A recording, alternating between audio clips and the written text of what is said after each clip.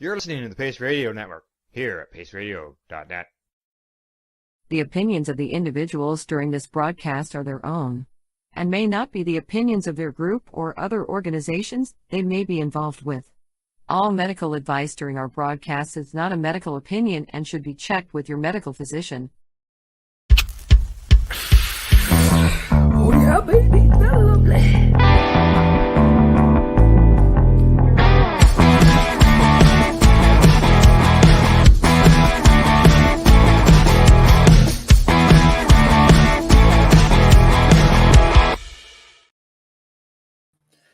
Good morning, everyone. It's February the 23rd, 2023, and welcome to Psychedelics and Cannabis Educational News. Today with Glenn Prentice and myself, Al Graham, here. We're live at the Legacy420.com news desk at paceradio.net, cbgtv.com.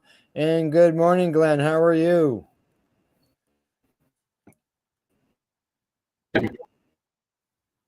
Oh, great. Nice and warm. Nice and warm, yeah. Saying that to a guy who just went through a snowstorm last night. Yeah, nice and warm. Minus 30, what is it, plus 35 down there? Keep that snow there. I don't want it. That's usually about the daytime temperature. Yeah, eh? Plus it's 10 weather. Wow. Jeez, that's hard to take, man. It's hard to take. She's pretty warm. All right. Two things before we get started. Everything was running smooth before we went live, and now we're getting some lag into things. But first off, Cindy's not in today. That's why I'm here. I'm covering for her. Cindy's getting some work done in her house, and there's an electrician there. So she's busy, so I'm filling in for her. As well as this morning, I was telling you before the show there, Glenn. This morning, I saw an announcement on a friend's wall.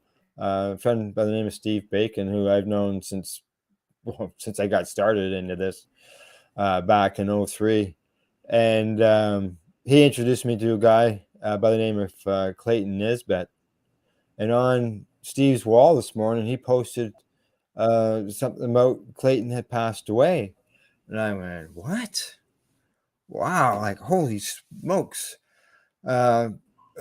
Somebody that's like, I went right to Clayton's wall to see if there's anything posted there, but he was feeling ill or anything, and all I saw was as of yesterday there was a post there from him.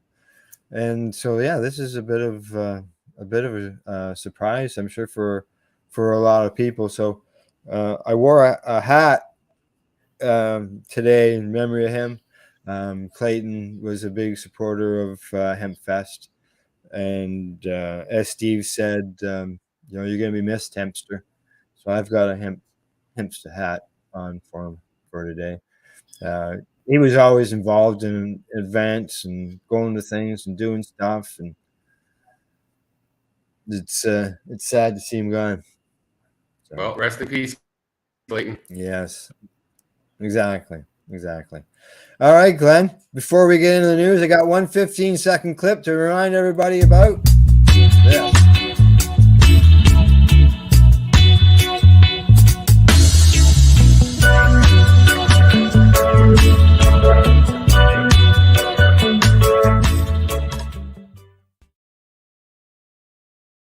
That's right. The whole network, we're up for a nomination for best cannabis-related podcast at the Can Expo in Toronto. I believe it's being presented on the 24th, March the 24th, not February. That's tomorrow. That's too soon.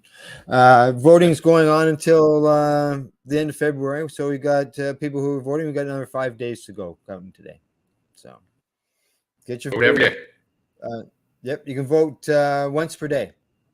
So you can't put 500 in there. Can't stuff the box. But everybody's allowed to vote once a day. So, which is good. So, all righty. Shall we get started with the news? Yes, we should. All right. First story up. Headline screams: cannabis businesses rally behind banking lawsuit. This is coming to us from StratCan. And the Canadian cannabis industry is reacting to a recent lawsuit filed against several Canadian lending institutions. The following announcement of a lawsuit on February 10th, people operating differences within the Canadian cannabis industry have been sharing their own frustrations of working with banks in Canada. Oh, yeah, big time. The biggest challenge, says Paul Hakime, owner of the Hash Guild, a microprocessor in Ontario, is not only being refused by banks, but also being accepted only to have the rug pulled out from under them sometime later. He says that when we first started the Hash Guild in 2019, the banks and RBC in particular were very supportive in setting up our accounts. Now in 2023, with all our federal licensing as well as overcoming the challenges of the pandemic, banks have withdrawn their support and even closed their accounts. Like, that's 4 years, Glenn. Yeah. They don't seem to give a crap about their customers, at least in this respect. Although he's been able to find other banks willing to work with his businesses, he says they tend to charge very high rates for cannabis businesses, and other financial institutions are now charging exorbitant rates to licensed producers, while black market producers are finding ways to grow with these same institutions. As a federally licensed producer, our hands are tied with the banks. It is our hope that the government, which created this industry 5 years ago, will step in and mandate that the discrimination against our market stop. Oh, and why? Other than prohibition? That's it. John Carroll. Yeah, exactly. Like there's no reason. It's legal. Like, come on. Yep. John Carroll, CEO of Trichome Consulting Services, which has assisted different cannabis businesses through the licensing process, says he's seen these same challenges arise again and again for new cannabis companies trying to find a bank to work with. Carroll says his company has helped more than 200 companies through the commercial licensing process, and estimates that around 60% have run into challenges finding or keeping a bank account. 60%. And this issue is significant and widespread across Canada, and it impacts many legally registered cannabis companies, from retail to micro and standard licenses, and creates financial hardship for these companies. In addition, the majority of companies that are in the application process with Health Canada are also victims to this banking issue, as they cannot open accounts if they state openly that the bank they are in, or to the bank that they are in the cannabis industry. These companies are spending thousands of dollars to be part of this industry and meet all regulatory requirements, municipal, provincial, and federal, he adds. They are compliant and go through the stringent licensing requirements. Yet they have to process these operational funds through personal bank accounts or other companies that are not listed as cannabis operations. Exactly. They have to hide it. Here it is, legalization. Instead of people going in behind the dumpster to smoke joints, you got these legal businesses that are hiding behind fictitious names in order to be able to run a business. Yeah, and this is federally licensed businesses. Like, in the States, they have a problem with the federal licenses, but here we shouldn't in Canada. Yes. Yeah. Carroll says he suspects some of the challenges could be related to banks and others lending institutions that also do businesses in places like the United States, where cannabis remains federally illegal. However, Joshua Reynolds, president of the Capital Now Cannabis, a small financing company focused exclusively on small to medium-sized licensed producers or operators in the Canadian cannabis sector, tells StratCan he thinks this may often be an easy excuse some banks use when they simply don't want to work with cannabis companies. And I think and it's all tied together. Yep. I think they have conveniently been able to blame those rules, but I don't think they jump into it. I think they see it as too risky still, and it's not mature enough. I think they would be concerned about the business acumen and a few other things, highlighting how widespread the issue is following the announcement of the class action lawsuit against the Chardons Federation, National Bank, Royal Bank, Bank of Montreal, TD Bank, Royal Bank, and CIBC. Numerous cannabis companies have also left comments online mirroring similar experiences across Canada. And here's you can see the one guy there, or the one person there, Lana Davis, is saying $5,000 for an application fee. to get a bank account. Wow. BMO, $8,000 at BMO. $11,000 at a place. Another place a person is saying here. Wow. Absolutely. Yeah. You can see there, eh? All the different. You figure once they went through all these processes of licensing and everything, the banking situation should be already on paper perfect. Not, this is ridiculous to me. I completely agree. It's a legal business. It's been approved. The business has been approved. Everything's approved. But the stigma, I think they might be right in there. The banks are tied. The banks are tied to the U.S. end of things because our banks are down. Yeah. I'd say that is the main problem. It's just. I think so. I think you're right there. Yeah. It's a sad situation. In some places, if it had to go to credit unions, but it looked like there was one tweet on there from someone who did deal with the credit union, and they wanted $11,000. For what? Yeah, for nothing. Just open an account. Just open an account. Yeah. All right. On to the next story we go. And this one comes to us from CTV News. Bradford dispensary selling magic mushrooms refuses to stay closed despite the police raids.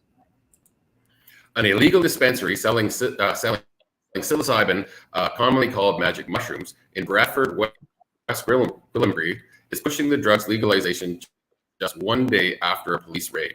A 37-year-old woman faces multiple charges after Simcoe officers locate the Holland Street store on Wednesday and carried out the bust. But that didn't stop the owners from reopening the next day. Yeah, Reggie Ford, a spokesman for Fun Guys, says it's as much a protest as it is a business. The demand is there. People enjoy mushrooms. We didn't come to Brantford on a whim. And just so you know, they run 5 locations in Ontario. Wow. I wonder where they all are. Wonder if we'll find out. Floyd says Fun Guys intends to expand further throughout Ontario with plans for adding up to 10 new stores in various cities. Holy smokes. And they say, we stand behind psilocybin and we stand behind the benefits of it, added Floyd. Mushrooms have existed for centuries. It's natural. The push by the organization comes as lawmakers and advocates continue to meet in Ottawa this week to discuss the legalization. And we have some of our companies selling this to other countries. Yeah. We can't have it in our own country. Yeah, exactly. Spencer Hawkswell is the president and CEO of Theraspil, a nonprofit that aims to legalize therapeutic psilocybin use. Hawkswell's group has garnered support from the federal Green and NDP parties, doctors, and palliative care patients seeking the treatment. And I think of Janice Hughes, a palliative Canadian waiting over a year for access to medicine that has helped her, Hawkswell said. We just removed barriers for those seeking this treatment and for doctors who want to utilize this for patients. Hawkswell brought Hughes to Ottawa to speak before the media regarding her application to Health Canada for permission to use psilocybin in treatment. Under Health Canada's current guidelines, patients seeking psilocybin treatment can apply through the Special Access Program, which allows for specific use. Yeah, good luck. Hawkswell said Hughes has applied under the program twice, but had been unable to find a doctor who administers psilocybin for therapy. And she was told to apply again for a third time. And over a year later, she has yet to hear back from Health Canada, Hawkswell added. We want safe medical access to psilocybin, and we want people to be able to legalize work with their doctors and therapists. Patients and doctors have also launched lawsuits against the federal government to begin enacting some legislative change. Yep. Paul Lewin is a cannabis and psychedelics lawyer based out of Toronto. And I'm going to throw in there, yes, he is. And he stands right out there in the rallies and gets right involved with everybody. He's a good guy.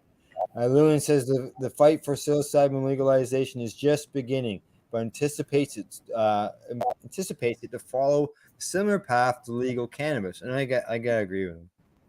Yep. The case is all about medical psilocybin. And if we are thinking about the bigger picture, it's lower hanging fruit, Lewin said. The medical comes first. People become more comfortable with it. After that, it becomes recreational. Meanwhile, Fun Guy said it would continue to operate despite its illegal designation. Yeah, ownership intends to close down its Bradford store location, but promises to expand within further locations throughout Simcoe County. There you go. There's a picture of it right there. Yep. So, yeah, 5 stores. Yeah, you don't. They're moving forward with purposes. It's not.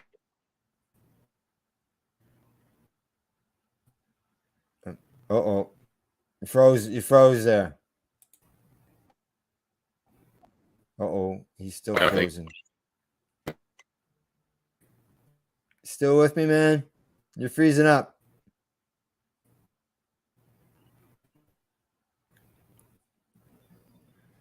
There you are. Are you back? Sorry, folks. Problems here. Yeah.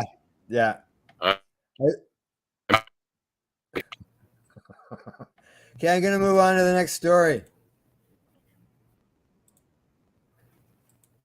All right. Are you with me? Are you back? Okay. I am. Okay, good. Here we go. We're on to the next story. Amsterdam now wants to sign up to regulated cannabis or marijuana experiment. What is this about, Glenn? An Amsterdam City Council is hoping to take part in the regulated cannabis experiment, which the government now plans to launch in 2024. Given that the rules are being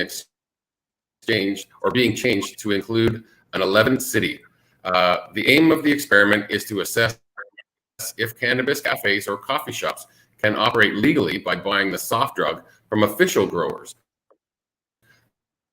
Coffee shop licensed but buy the drug on. Well, you know, if they can sell cannabis that's produced illegally in a coffee shop all these years, if the source changed, why is that going to make it more difficult? Like, I don't see why it would make any difference other than the source where the cannabis come from. The city decided not to take part when the plans were first launched several years ago because every coffee shop in the city would have to comply. And Amsterdam currently has 166 cannabis cafes, and that, officials say, would be too many to police. The changes currently being discussed in Parliament may mean that the city could take part in one borough council with a limited number of coffee shops, the spokesperson told for the mayor says. Nevertheless, he said there is still a long way to go, and it's still unclear if the city would be able to participate. In addition, he said, coffee shop owners would also have to agree. Talks are currently underway between city officials and the Justice and Health Ministries on the government's plans to expand the experiment to an 11th city, which were published at the end of last year. Health Minister Ernest Coopers on Tuesday described Amsterdam's wish to take part as a good news for the cannabis experiment. City officials will also start talks with the various borough councils and the coffee shop sector with the aim of selecting one district to take part by May. The government's plans to experiment with regulated cannabis productions have been beset with problems since they were launched 6 years ago. The aim of the project is to remove the gray area between licensed cannabis cafes or coffee shops and illegal growing, and the MPs thought would reduce the role of organized crime in the soft drugs circuit. And since then, however, the experiment has been bogged down in difficulties, not least of which was the refusal of any of the big 5 cities to take part in the 4-year trial under the current rules. Amsterdam is the only city in the Netherlands where everyone over the age of 18 can buy cannabis products from a coffee shop. Elsewhere, only local residents can use their facilities. Helsma had planned to change the rules in Amsterdam so that locals only rule would apply to the Dutch capital as well, but city councilors voted against the plan last year. However, the city is planning to ban smoking cannabis outdoors in the city center this spring. So you won't be able to smoke cannabis outside in the city center. Sort of public space. You know, it sounds similar to what we have here. We read a story a couple of weeks ago about them trying to ban tourists from accessing cannabis anywhere in Amsterdam. Obviously, it's Correct. Yeah. in the main city anyway. And this is what made me surprised when I first saw this story come across the wire. I thought, well, didn't you just ban this because cannabis consumers are a problem? Like apparently they it's not the bars that are open at 4 o'clock. Only tourists were problems. Yeah. All right. It's just crazy. I don't know how they could say it was the tourists that were the ones all the time, not the people that are out to visit 4 in the morning. All right, on to our next story. Headline on this one says, I have not taken all the mushrooms off. I have not taken all the mushrooms on the menu. This new Vancouver shop sells LSD and magic mushrooms. This comes to us from Vancouver is awesome. Dana Larson is on a mission to provide metro substances, but he's doing mushroom on the menu notes, describing how he has a dozen shroom strains for sale at his new.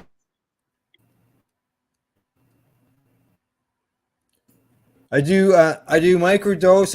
I take LSD sometimes. I take mushrooms sometimes. I try to sample what I can, but I have not tried every product in the store. While he hopes to open a brick and mortar compassion club for heroin users in the future, the advocate currently offers a host of psychedelic drugs and what he describes as plant-based medicine. The new shop opened at 247 West Broadway on Monday, February 13th, and offers a range of illegal products. Psilocybin mushrooms, more commonly referred to as magic mushrooms, are some of the most popular items for sale. Each one of them offers a distinct experience, ranging from a more relaxing sensation to a profoundly psychedelic journey. Larson tells VIA. The hallucinogenic fungi can also be microdosed for more manageable trips, he says. When people buy from the mushroom dispensaries, they are made aware of the dose they are taking. They also know that they are getting a safe supply that has been tested rather than purchasing them from the street, according to Larson. The Vancouver advocate founded a community drug testing service called Get Your Drugs Tested in 2019, which offers a place for drug users to get the substances checked for harmful contaminants 7 days a week, and it's all free of charge. And I can tell you, Dana's been on the Face Radio show in the past and talking about that, and it's making a big difference. It does make a difference, especially when it's free of charge, because most people couldn't pay for it, or couldn't pay for it, one or the other. Charge. And would people do this? Would people get their drugs tested? Read the next line. We've tested over 40,000 substances now, he remarks, adding that all the results are on a searchable database on the website. We're doing like 2/3 of all the drug testing in the province from our one location at 880 East Hastings. Congratulations. Yeah, 40,000 tests. Yeah, 40,000 tests. Yeah. Our government should be doing that. Oh, yeah. Customers can also purchase LSD in a diluted liquid form where they can microdose it or take it for psychedelic purposes. An LSD trip lasts significantly longer than an average magic mushroom trip, according to Larson, with the effects of the former lasting upwards of up to 10 hours. Both substances are included on the Schedule 3 of the Controlled Substances Act of the Criminal Code. Mm-hmm. Larson also sells DMT and peyote, which are derived from plants with psychoactive qualities, as well as coca leaf tea, an herbal tea that is derived from the same plant that cocaine comes from. Kratom, another item on the menu, comes from a tree in Southeast Asia, and it's used as a substitute for street opiates and fentanyl. While it is not in the Controlled Substances Act, it is not to be sold for human consumption. The coca leaf tea, when we had him on for an interview, he was actually chewing on the coca leaf during the interview when we were talking. Oh yeah. I said, "What are you chewing on?" And he said, "Oh, that's coca leaf." And he's taking it out and sticking it in during the show. It's pretty cool. While many advocates have touted the therapeutic benefits of using magic mushrooms, Health Canada cautions that they can cause people to have intense fear and paranoia, possibly resulting in bad trips or flashbacks. These situations may lead to risk-taking behavior, which may then lead to traumatic injuries or even death. But Larson believes the benefits of legalizing substances like psilocybin far outweigh the cost of lives lost and people putting themselves in the harm's way to access them. Yeah. I hope that this is the beginning of more stores like this in Vancouver, he says. This is a part of an effort to end the war on drugs by trying to do civil disobedience. I don't think we would have legalized cannabis in Canada if there wasn't a massive act of civil disobedience from coast to coast. And I tend to agree. Oh, yeah, it was... Yeah. Oh, yeah. It's all part of it. I always talked about an octopus. The main part of the octopus was prohibition, and all the tentacles coming in on its, legs or whatever you want to call it. That's all the people who are going at prohibition because it took so much, civil disobedience, patients speaking up, all that type of stuff that was going on in order to make change. So, yeah. All right. Well, it's time for us to take a break. I see we're halfway through. Medication time, as we say. Glenn and I'll be right back after our joint session. You're watching Psychedelics and Cannabis Educational News. And before we hit the break button, here we go. The reminder, don't forget to vote.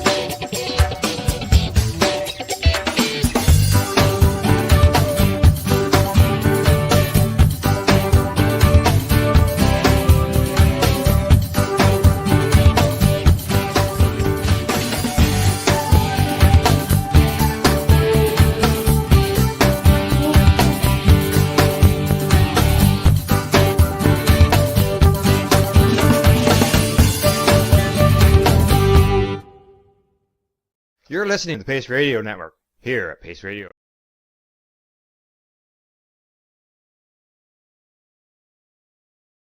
You're listening to the Pace Radio Network here at paceradio.net. Cannabis edibles are an effective way to manage pain and other ailments, especially when you deal with your trusted partner, Legacy 420, in Tyendinaga Mohawk territory. You see, we lab test every product on site to ensure proper dosage every time, which is critical when consuming cannabis edibles. All Legacy 420 edibles are made by our classically trained baker and chocolatier, and we also have super tasty vegan options. Our baker has been in the industry for 25 years. She's also a chocolatier.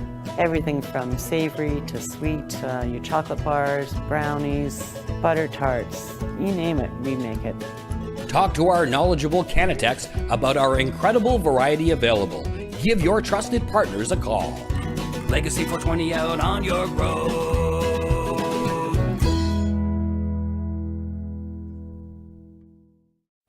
In February of 2022, the Victoria Cannabis Buyers Club and Ted Smith were fined $6.5 million. This for helping 8,500 patients with access to medical cannabis. In our interview with Ted, he spoke to us about how people can donate to help in an upcoming court challenge.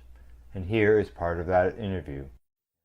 From what I've seen lately, I believe that you've got something that you're trying to do as far as fundraising to deal with this next court challenge.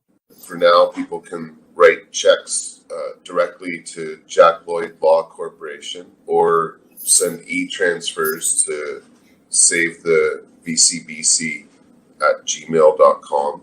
I guess those are the two easiest ways for people to help right now. Pace Radio is the People Advocating Cannabis Education Radio Network.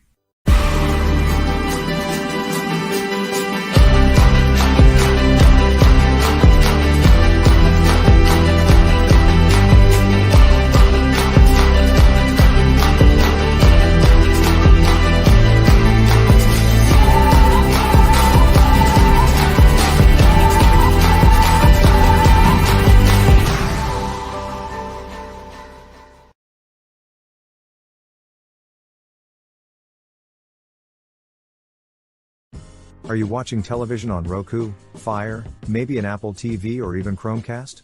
If you are, then download the Boxcast app and search for CBG TV. CBG TV broadcasting to a worldwide audience. Find us at cbgtv.com. You're watching the Cannabis Broadcasting Group here at cbgtv.com. Enjoy the buzz of legalization with Campbellford Lifestyle Shop. From lights to plant nutrients, books, consumption accessories, and more, we've got all your basics to grow or consume cannabis. Visit our info center or take a look at our piercing services and body jewelry, now available in-store through Campbellford Lifestyle Shop, 17 Bridge Street West, Campbellford. We are people advocating cannabis education here at paceradio.net.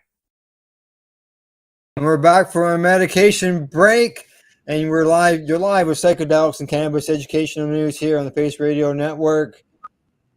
Social media pages, as well as CBG TV and their social media pages as well. Well, Glenn, we've got, 4 more stories? We got another half an hour to go, and we got the next story all lined up. And here we go. Nova Scotia sold $27 million worth of cannabis in the third quarter as local producer sales increase, according to StratCan. The Nova Scotia Corporation, I'm sad to say, in for of 20, an increase of 9% from NS 7 million $559 in 2022-23 compared to $25,229,592 for the third quarter in 21 and 22. The increase in sales can potentially be attributed to the addition of a new modular retail outlet in an existing store in Inverness. Hey, I've been there before. Bringing the total number of NSLC cannabis stores to 46. The province has just under 1 million residents. The province also has seen the average price per gram decline just over 1%. Oh, it's not a lot. To $6.30 compared to the same time last year. Only 1%. Locally produced cannabis products now account for 31% of all cannabis sales in the province at $27.6 million, which is an increase of 9.2% from the same time last year, and the largest percentage the province has seen so far. We continue to support local producers by collaborating with local supplier and industry associations, providing marketing support, research, and in-store promotions, says Greg Hughes, who's the president and CEO of NSLC. In addition, we increased the number of local products we offer our customers this quarter compared to the same time last year. Retail customer transactions for cannabis were also up 13.8%, while the average dollar value of each transaction decreased by 4% to $38.29. Although third quarter sales represent an increase from the same quarter in the previous year, they represent a small decline from the NSLC's second quarter for July to October of 2022. Sales at that time period were $28.8 million, and recent figures from Stats Canada show cannabis sales across the country were up 23.4% from the December 2021 compared to December 2022, and 14% from November of 2022 and December of 2022. Lots of 2022s in there. But it looks like they're selling cannabis in Nova Scotia. They're making more money, selling to more people, smaller amounts, but they're making more money in the end. Yes. Just so you know, we got a comment from a watcher. Alexis Fox says, "Hi, guys. Glad to finally be catching your live show. Thanks for catching the program. Appreciate that. Nice to have you here." Yeah. Yeah. All right. Next article is North Carolina medical cannabis bill passes first Senate committee.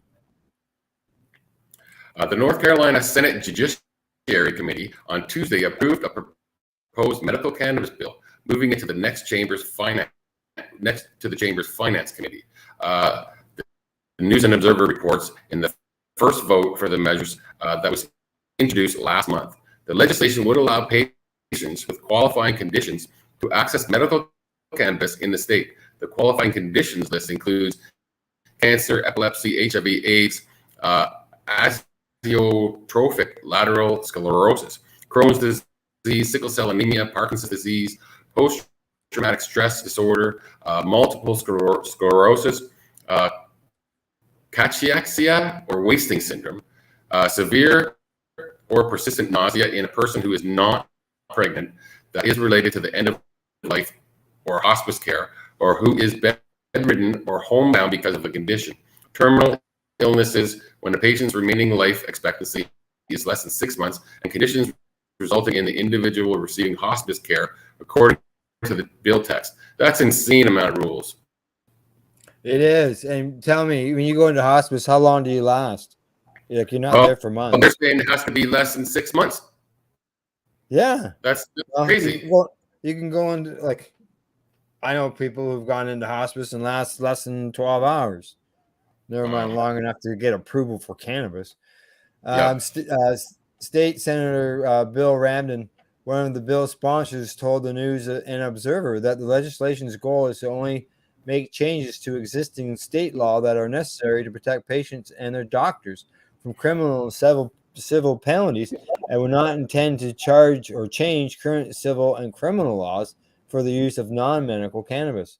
The Judiciary Committee amended the measure to allow law enforcement agencies to contact the Department of Health and Human Services to confirm a medical cardholder's identity if they are unable to do so through the registry system. Okay, so now they're going to allow law enforcement to access your medical conditions and your medical history?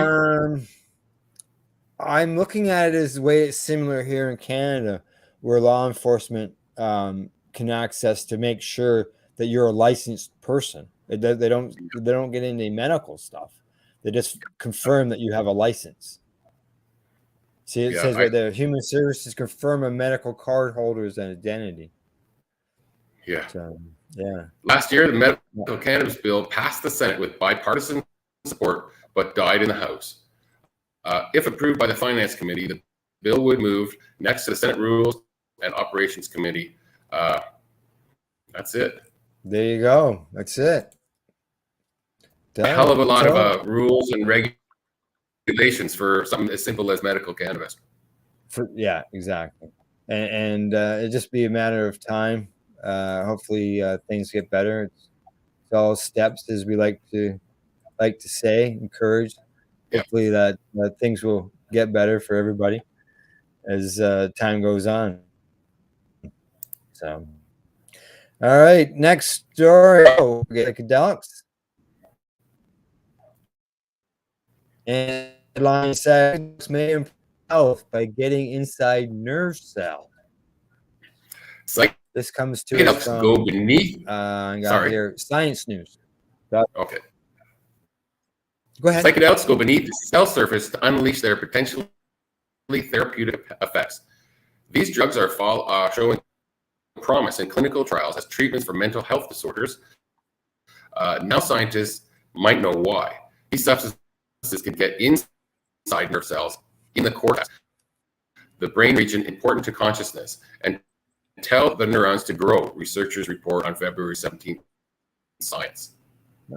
Oh, tell them to grow. Cool. Several mental health conditions, including depression and post-traumatic stress disorder, are tied to chronic stress, which degrades neurons in the cortex over time. Scientists have long thought that repairing the cells could provide therapeutic benefits like lower anxiety and improved mood.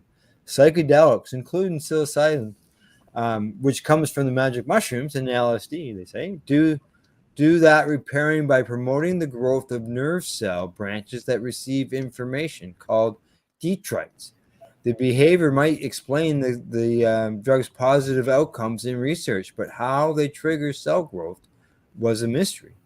It was also known that in cortical neurons, psychedelics activate a certain protein that receives signals and gives instructions to cells. This protein, called the 5-HT2A receptor, is also stimulated by serotonin, a chemical made by the body and implicated in mood.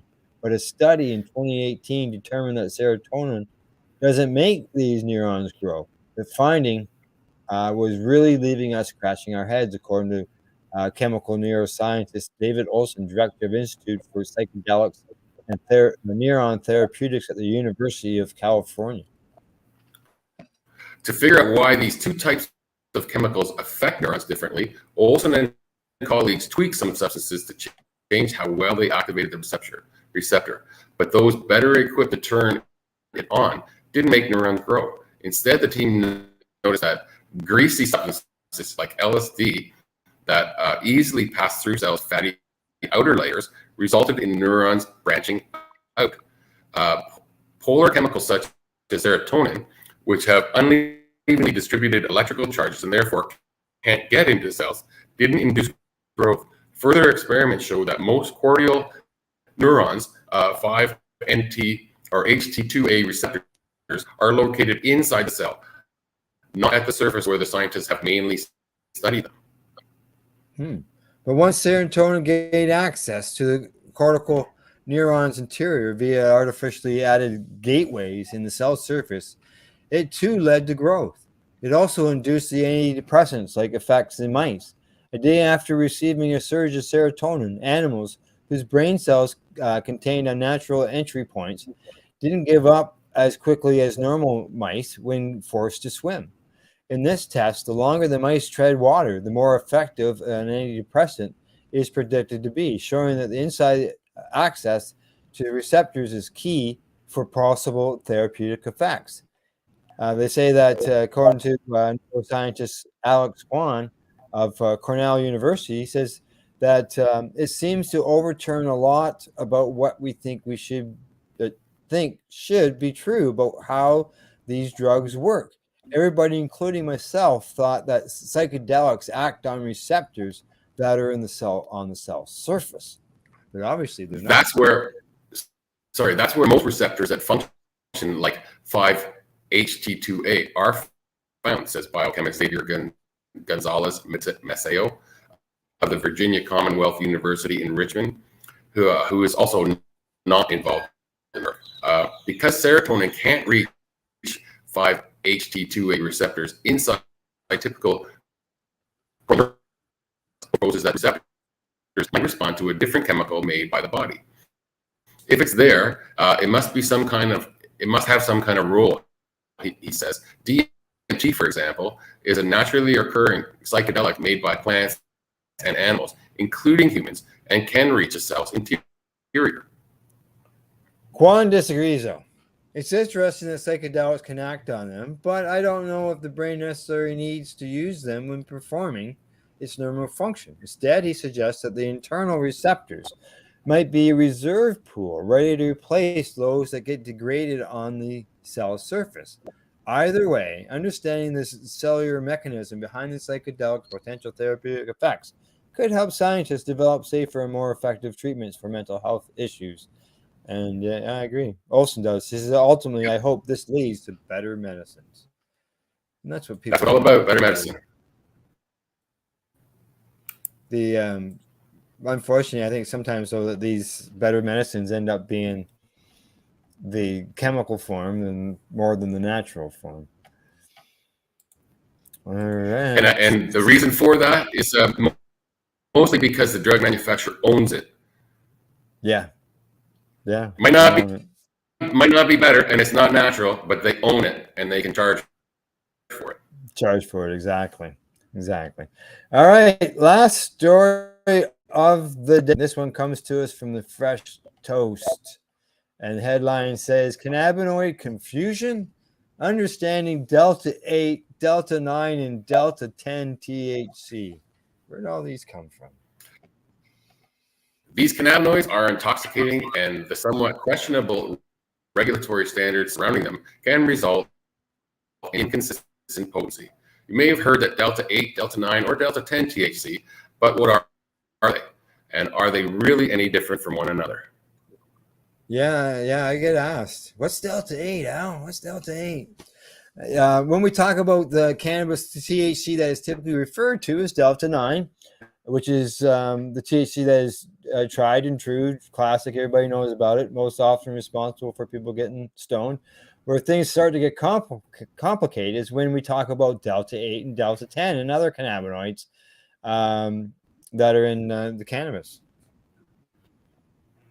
To understand the differences, we can look to the 2018 Farm Bill, which separated hemp from cannabis.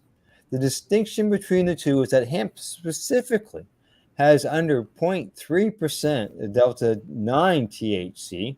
However, as we all quickly found out, Delta-9 THC is not the only cannabinoid that gets you stoned. Using federally legal hemp, operators have been able to convert CBD to Delta-8 THC and Delta-10 THC and other intoxicating cannabinoids, usually through a chemical process called isomerization.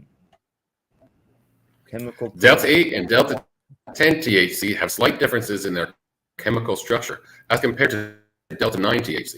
By using hemp and keeping Delta-9 THC concentration below 3.3%, people have created THC isomers that are technically federally legal. As far as their efforts, Delta-8 and Delta-10 THC are generally considered to be similar, but slightly less potent than Delta-9 THC. Cannabinoids are intoxicating and somewhat questionable regular. Well, these are some of the most common. They're not the only intoxicating cannabinoids out there, such as THC-P and HHC, are created through similar chemical processes as Delta-8 and Delta-10. THCP and HHC are also intoxicating, with some even claiming THCP is more potent than the standard Delta-9 THC due to more effective binding to their cannabinoid receptors. Wow. Yeah. While there may be a wide range of intoxicating cannabinoids to choose from, with more to come, I'm sure it sounds like it's going to be. Customers should still be cautious in their use, since most of these products are developed without many restrictions or testing requirements. Some can be quite harmful. Similar chemical compound known as THCO has been used for its intoxicating effects, but we know that heating THCO can form ketene, a compound that is quite toxic to your lungs. The DEA also recently took the position that most forms of THCO are not actively found in hemp, despite the ability to convert CBD to THCO, making THCO as federally illegal as your standard Delta-9 THC-rich cannabis. Wow. While many of these cannabinoids can be legally federally, that does not mean they are necessarily legal in your state. Additionally, with the 2023 version of the Farm Bill coming this year, the hemp-derived cannabinoid industry could see a significant shakeup. Personally, myself, I much prefer the natural plant version of this. Yeah, and I'm a cannabis smoker. I don't usually do much else. So I really enjoy the actual leaf plant, the actual, I smoke the plant.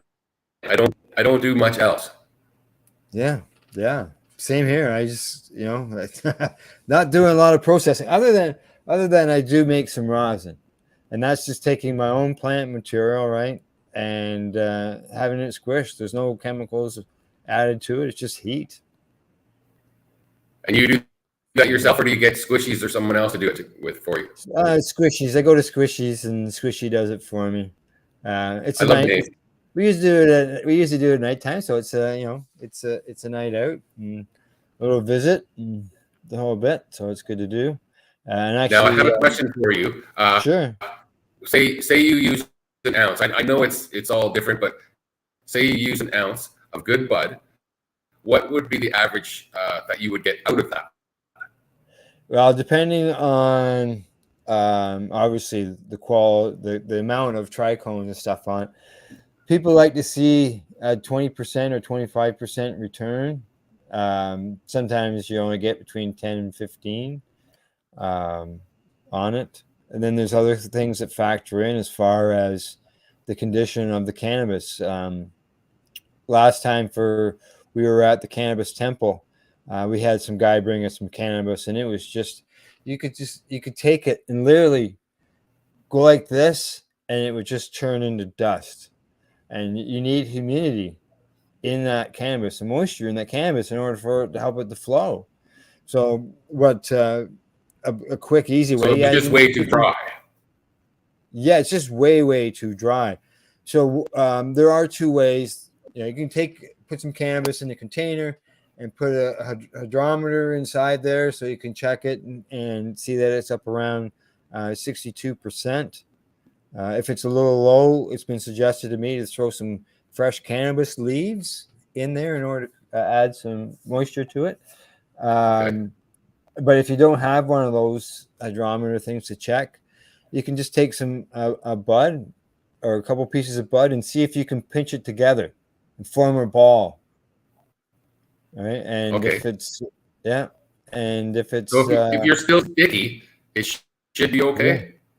Yeah. As long as if it forms a ball and stays together, it's like Play-Doh does. You take little pieces of Play-Doh. Same idea with cannabis. If it's can stick together there, at least you got an idea.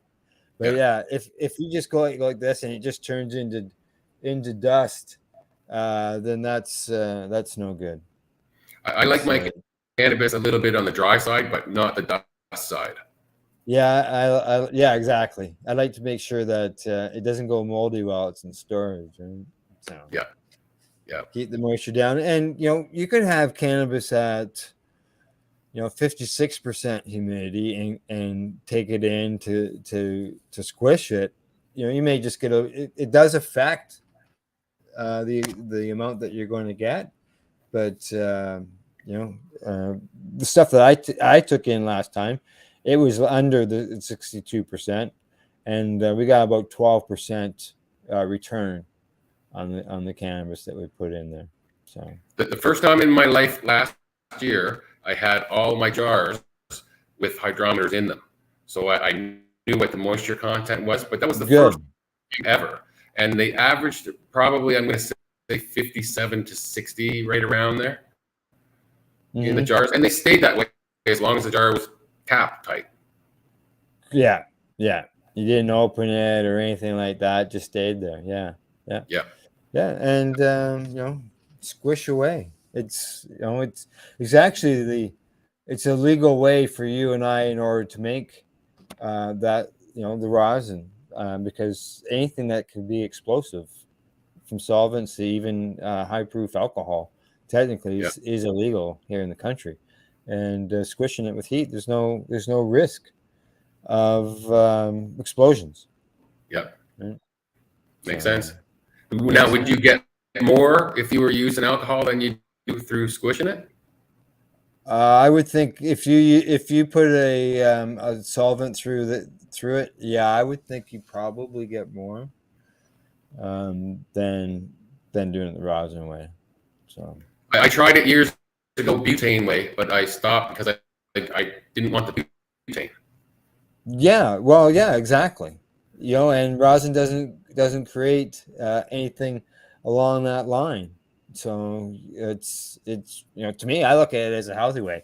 It's also if you think about it, a harm reduction way, because people are always concerned about the smoking of the cannabis plant, the leafy material.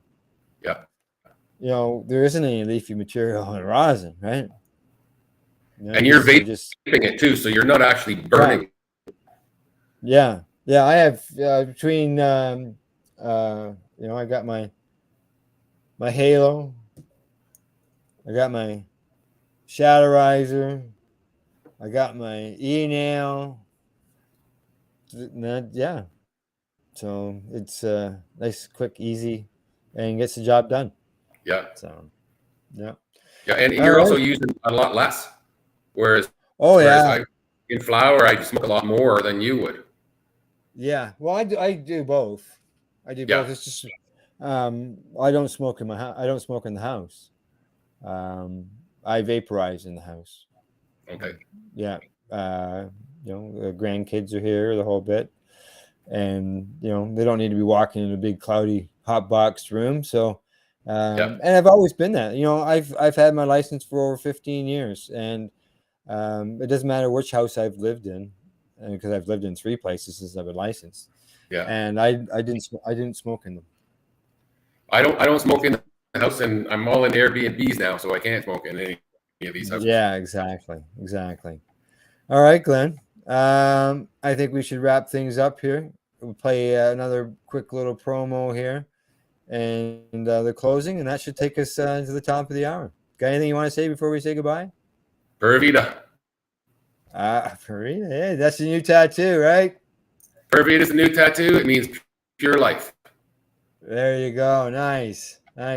All right. Well, that's our Psychedelics and Cannabis Educational News Report for February the 23rd from the Legacy420.com news desk and for buds at the Campbellford Lifestyle Shop. In closing, we'd like to say thank you for watching and listening. And don't forget to educate, medicate, and do not incarcerate.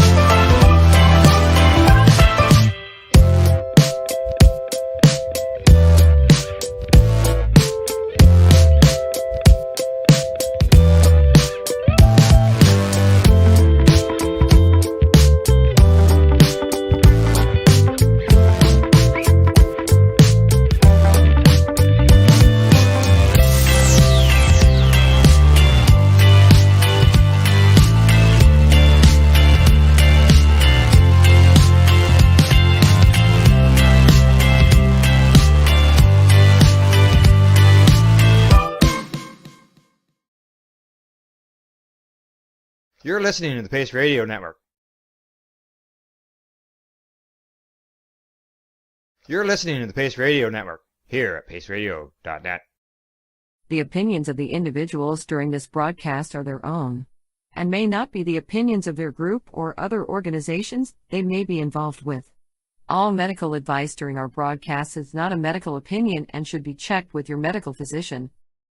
When you have a pain that's reached its peak, Legacy for 20, it's so unique. If organic cannabis is what you seek, here's your trusted partners 7 days a week. Suppository salves, vapes and drops, topicals, edibles, infused pop. Just when life seems like it ain't easy, at Legacy 420, enjoy a pop freezy. Lab tested products, make them the GOAT. Legacy 420 out on your road. Legacy 420 in Tyndonega Mohawk territory. Indigenous organic cannabis at its finest. What do you find at paceradio.net? People advocating cannabis education. Enjoy the buzz of legalization with Campbellford Lifestyle Shop. From lights to plant nutrients, books, consumption accessories, and more, we've got all your basics to grow or consume cannabis. Visit our info center or take a look at our piercing services and body jewelry, now available in-store through Campbellford Lifestyle Shop, 17 Bridge Street West, Campbellford.